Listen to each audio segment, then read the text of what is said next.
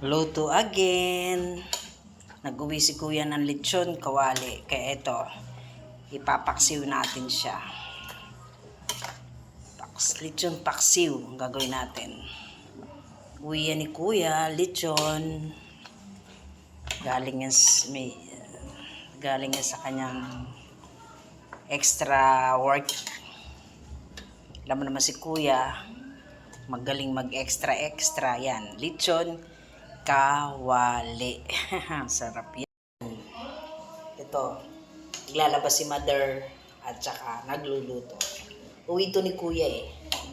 Lechon kawali. Ay, lechon pala. Ngayon, gagawin natin, i-lechon paksiw natin para magtagal. Yan na.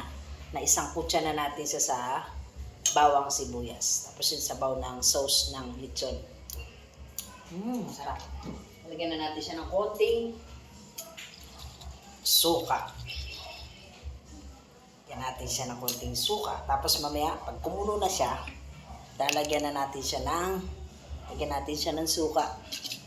May sili. Mga 3 kutsara lang.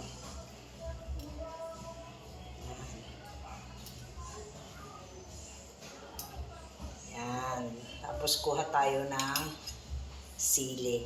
Yan. Gupitin natin. Yan. Para masarap. Yan. Gupitin natin yung sili. Uwi yan ni kuya. Sarap. Yan pa natin. Bawal kasi siyang haluin eh. Yan lang natin siya. Dagdagan pa natin ng konting suka. Konting-konti lang.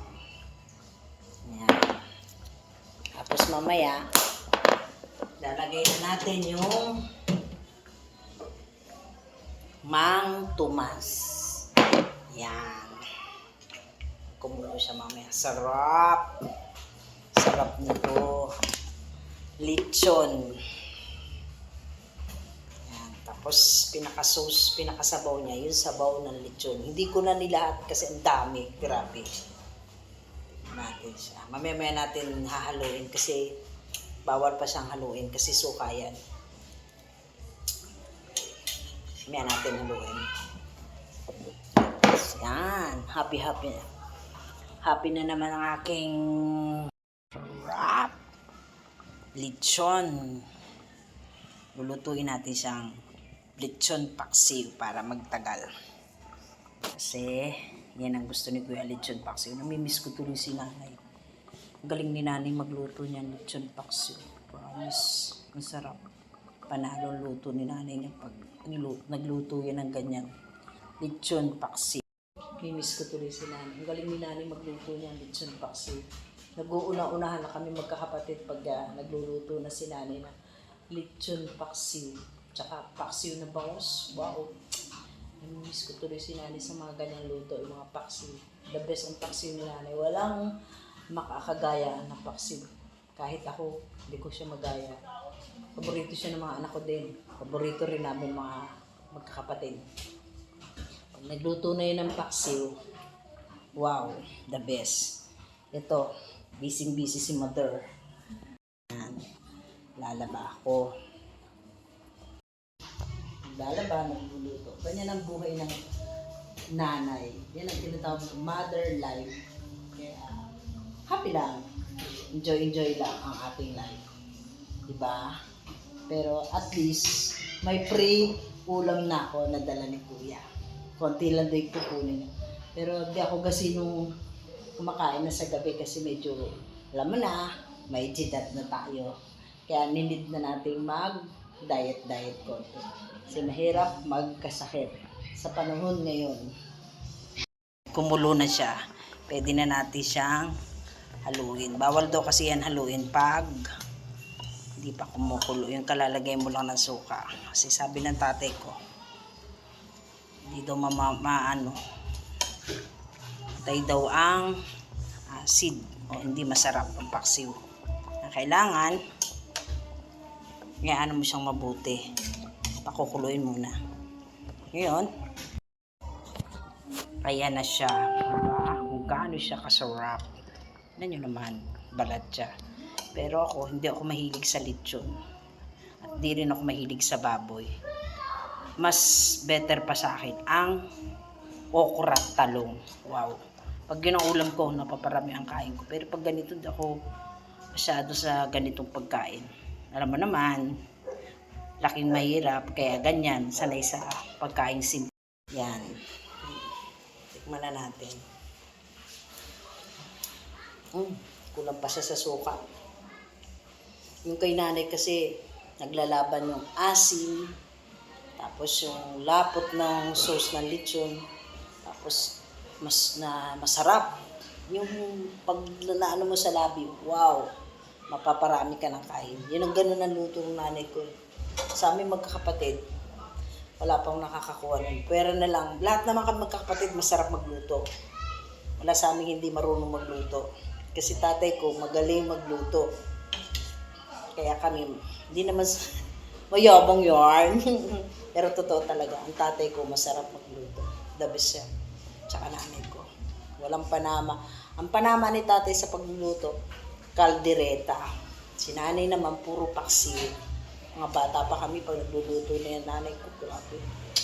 Lalo pag Pasko, o kaya kasalan, siyang pinagluluto ng mga tsahing ko, ng lechon paksiw. Kasi galing siya. Tsaka yung kapatid din ni nanay, magagaling din magluto.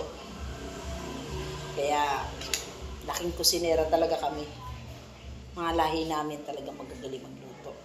Tignan natin. Yan. Lalagay na natin siya. Medyo maasim, lasang paksiw na siya. Lalagay na natin itong itong mantumas. Diba? Lagay na natin.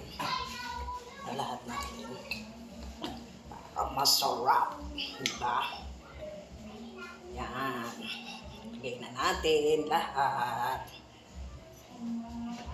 Boss, medyo maanghang to eh. Flavor niya.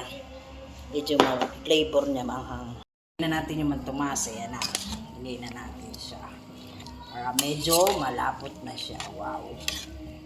The best. Ang aking lechon paksiw. Wow. Diba?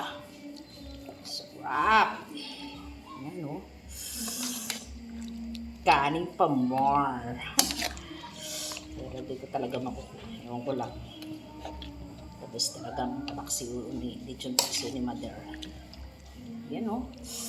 Pero di ako mahilig talaga sa baboy. Mas like ko talaga ang gulay. Wow, the best. Oh. Wow. Diba?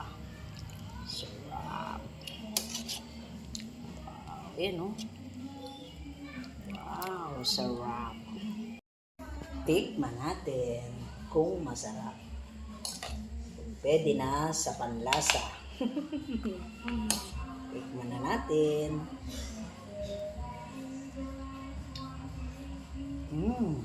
The best. Sarap. Ayan na. Luto na. Ready to eat na. Yan. Lapot na. Oh, diba? Oh. Diba? Sarap. Oh, diba? Oh, sarap.